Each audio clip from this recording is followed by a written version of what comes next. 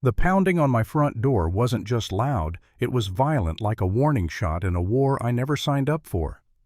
When I opened it, two police officers stood there, cruisers idling at the curb, and behind them, arms crossed, lips curled into that venomous smirk, was Linda, the self-appointed queen of our HOA. She was already telling them I had broken the law, that my backyard fence was illegal, that I was refusing to comply with community rules.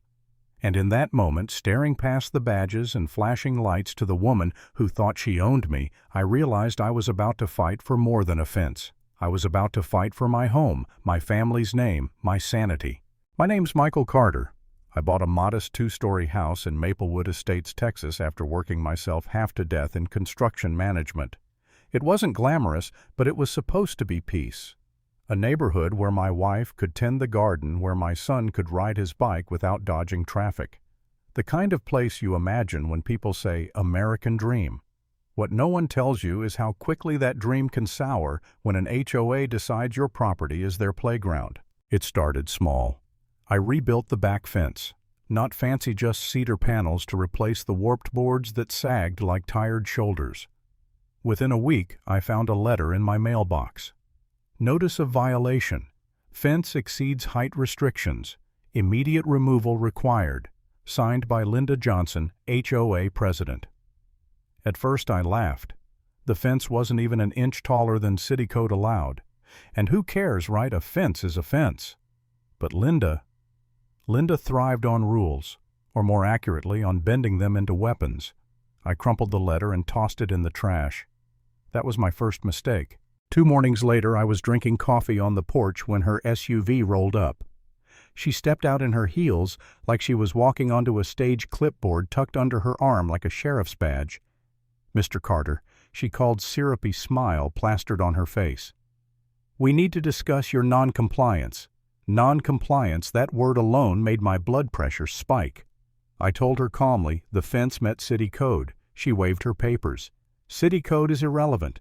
HOA bylaws are the standard here. You'll need to tear it down. I told her flat out I wasn't doing it. That's when her smile sharpened. If you refuse, daily fines will accrue. We can place a lien. It would be such a shame to see your property tied up in court over something so small. That something so small turned into notices taped to my gate, fines that stacked higher by the day. $500, then $1,000. Neighbors started whispering.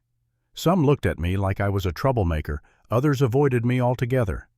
Linda paraded around like she'd already won, like my resistance was just a phase she had to outlast. And the more I pushed back, the harder she leaned in.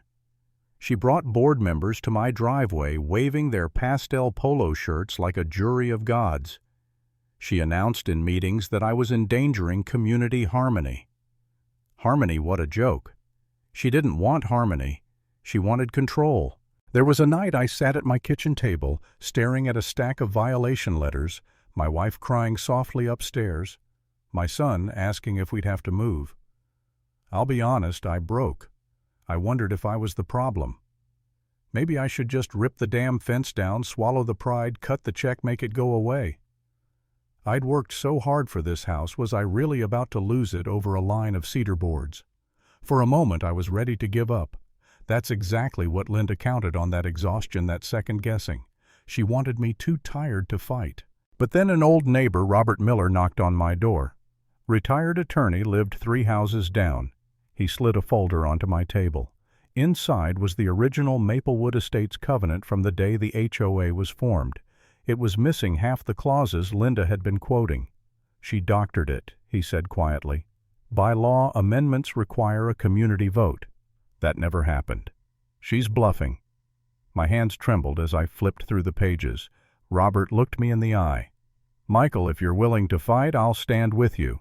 That night, something in me hardened. The fear, the doubt, they didn't vanish, but they sharpened into resolve. Linda wasn't just harassing me, she was lying to everyone. And if I backed down, she'd do it to the next family and the next. I started collecting every notice, every email, every smug voicemail she left. I called city planning, dug through county records, pulled deeds and plats until my dining room looked like a war room. And with Robert's help, I drafted a formal complaint to the county attorney. If Linda wanted a war, she just got one. The escalation was pure theater.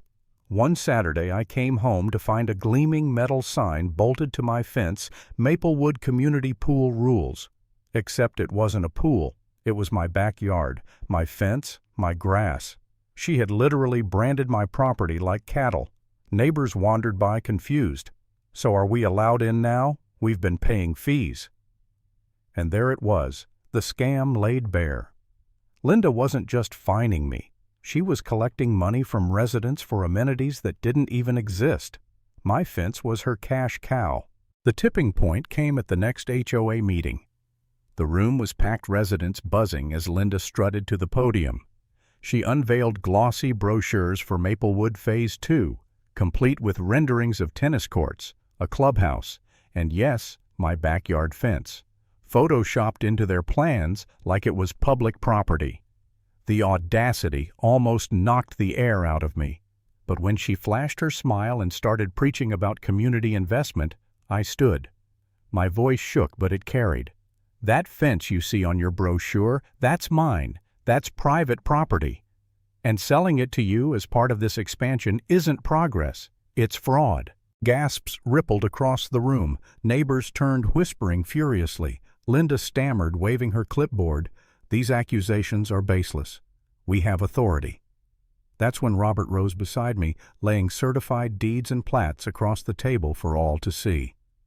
Authority doesn't mean forgery, he said sharply. This board has misrepresented property, collected fraudulent fees, and attempted to profit off lies. The room erupted. Shouts of, "Where's our money?" and "I paid thousands" drowned out Linda's protests. Her clipboard, once a symbol of control, now looked like a prop in a bad play. Days later, we were in court. Linda sat at the plaintiff's table, her lawyer smug and polished. He claimed long-term community use gave the HOA precedent. The judge adjusted his glasses, unimpressed. My attorney Emma, an old friend turned bulldog litigator, slid the deed forward. Exhibit A, Mr. Carter's property line recorded with the county. Exhibit B, HOA covenants missing any mention of his fence never lawfully amended. Exhibit C, glossy brochures fraudulently depicting private property as communal. She dropped the brochure on the bench with a satisfying smack. The judge leaned back, eyes cold. Precedent does not override deeded property. The HOA's claims are null. Furthermore, this court refers the matter to the county prosecutor for review of potential fraud. The gavel cracked. Just like that, Linda's empire shattered. She sat frozen, face drained, clipboard trembling in her hands like she could still conjure authority from it. But it was gone. The neighbors she once ruled with notices and threats now muttered about lawsuits and refunds. Her board members resigned in droves. Even the developer who'd backed her project slinked away furious at being dragged into her scam. And me, I walked out of that courtroom lighter than I'd felt in months. Not because it was over, fraud investigations take time, but because the truth had spoken louder than her lies. That's where I'll leave it. At the moment her crown cracked, her voice faltered, and the weight of her fraud came crashing down. No celebration, no champagne, just the quiet relief of knowing I hadn't been crazy, I hadn't been weak, and I sure as hell hadn't been beaten by a clipboard tyrant. The lesson: paperwork can intimidate, power can be faked, but in the end, truth outweighs every lie.